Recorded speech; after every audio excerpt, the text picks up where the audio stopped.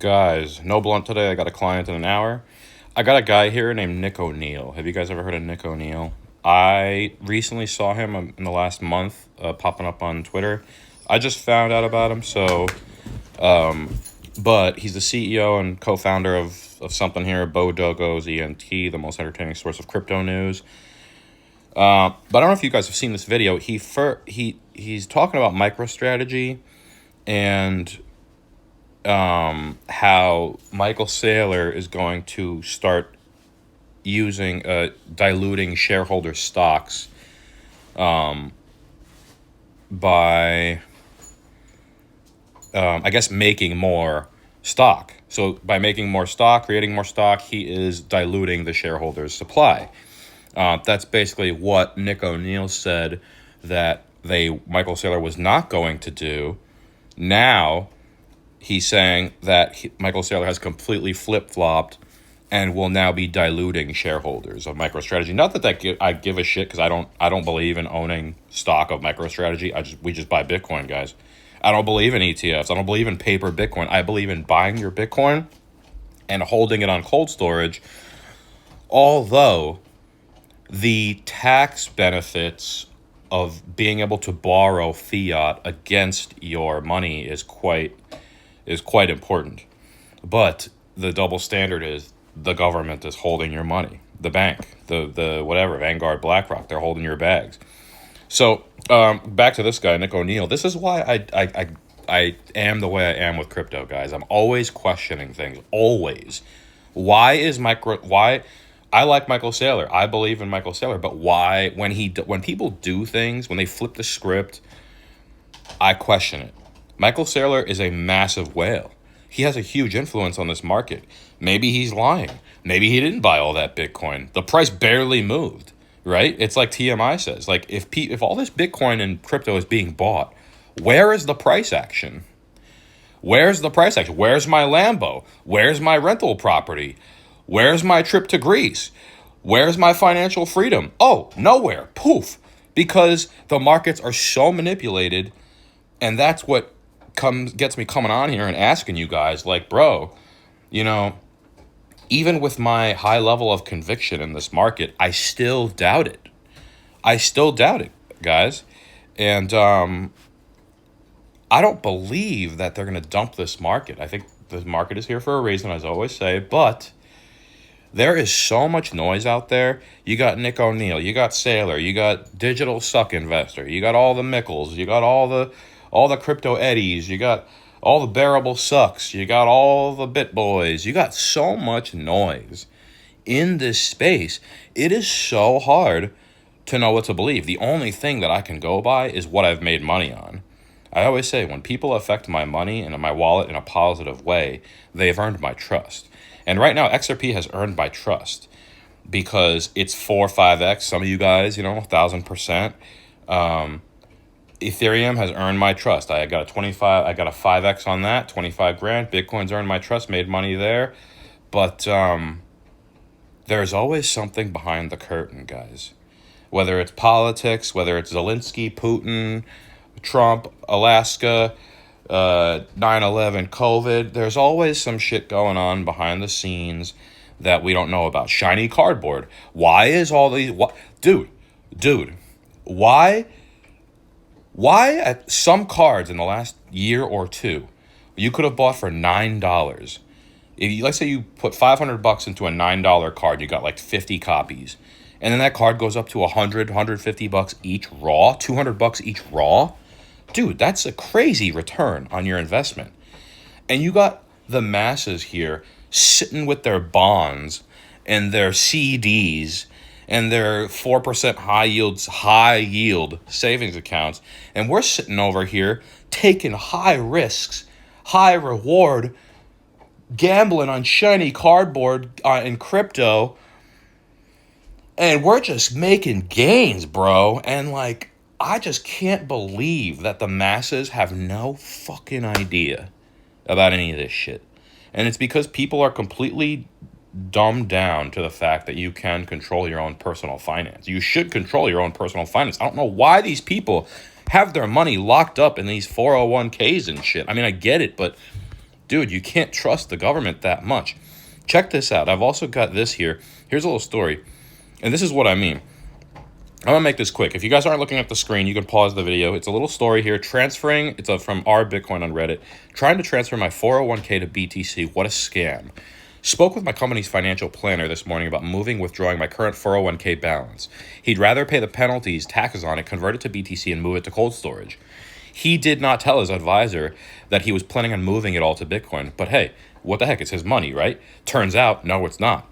The financial advisor says, no, you can't withdraw it, but you can take out a loan. But you'll have to pay interest. Charging me interest on my money that I gave them, okay? Okay, he says, I want to close my account then. The financial advisor says you can't close your account unless you leave your current job. Wow, okay, so this sounds like it's not actually my money, he says. And then the financial advisor says, essentially, yeah, the government wants you to save it for retirement. So this guy can't buy the Bitcoin he wants because the company he works for matches his 401k with his paycheck. So the company is putting money in for him. It's not his money. It's the company's money they're matching his paycheck with. So he wants to take it out, but they're not letting him unless he leaves the job. So this is why I say we do personal finance, or else you will get stuck in this kind of situation. I worry about all these 401ks. I'm waiting for the day, for the year, for the month, for the time in the next years. I know it's coming where people are going to start trying to draw from their retirement accounts, and the government is going to say no. Just like you're not hearing about the insurance claims that like the insurance companies aren't paying out. I'm in Florida. We had that massive hurricane right in Tampa. Hurricane, I think it was Milton. Dude, all the roads that I normally drive on, dude, people lost a lot over here on a few certain roads near the water. Like, dude, people left Tampa because of that hurricane. And I hear stories still, a year later, about how insurance companies have still not paid people out. So that's why insurance is a big old fucking scam. Even health insurance, guys, like if you keep your body healthy, you put the right gasoline in it, you put the right stuff in it, your body will live longer. If you eat like shit and you put bad gas in it, you're going to look like a Honda Civic, not a Ferrari. Premium gas, you look like a Ferrari. Take care of the body. But if you don't take care of the body and you have to go to the doctor when you're older and you have to get pills all the time, the pills will kill you faster than the disease you actually have. So all these systems in our society are completely fucked. They're completely rigged against you. They want your money. That's all they care about. In high premiums, high insurance, no payouts. Don't buy Bitcoin. Don't learn about personal finance. Go to your slave job, and don't worry. We'll match your paychecks. We'll take care of your stocks for you. You don't have to worry about it. No, you do have to worry about it because that is their money. And it's actually rightfully yours. And I'm glad that I'm not in this situation. I have my own LLC. I have my own business. I take out money. I pay myself when I want. I can choose whether to pay taxes or not, guys. You do realize that. All you guys should own an LLC. It's not hard to make. You go online. How do I make an LLC? A lot of tax benefits. Start a little business. That way you can milk the government and suck the money out of them. You know, every year, I pay taxes, but sometimes I don't. I'm not even kidding. And I know, don't say that on the internet. I don't give a fuck. Fuck the government. Fuck them. I don't care. I fucking hate this government. I'm tired of it. I'm so fucking tired of this shit with this government and taking my money and sending it to Ukraine. I don't give a fuck about Ukraine. Don't give a fuck about Palestine. Don't give a fuck about Russia. Don't give a fuck about China. I give a fuck about my money right here in my pocket in America. Oh, man, guys, I'm ranting again. Anyway, this is why we do personal finance, because I don't want to hear stories like this. I don't want to be caught in this situation where I can't get my money. Anytime I want money, I can go into my ledger and pull out some money if I need it. All right. But back to the LLC. If you have an LLC, you can just tell the government, if they say, oh, you owe this many taxes. They wanted $5,000 from me last year. That's not a lot compared to some of my clients. Maybe some of you guys are paying six figures in taxes a year. But that's highway robbery, dude. Nobody should be paying six figures in taxes a year to this bullshit government. And you know what they're sending it to. And we still pay like obedient slaves. But the LLC, every year they're like, oh, we need more money from you. And I'm like, nah, fuck you. I'm starting up another gym, even though it's a fucking lie. Of course I want to start my own gym, but dude, I'm literally lying to the government to get them so that I don't have to pay them at the end of the year. You can make shit up. They're not going to come after me with my business of $100,000 a year. They're going to go after someone who's got $1 million a year, a $10 million a year business. If you're doing tax evasion for millions of dollars, they're going to come after you. If you're tax evading like $5,000 a year, they're barely going to see that. Yeah, maybe they'll come after me down the road. Fuck that shit. I don't give a fuck about them. I'll handle it when it comes.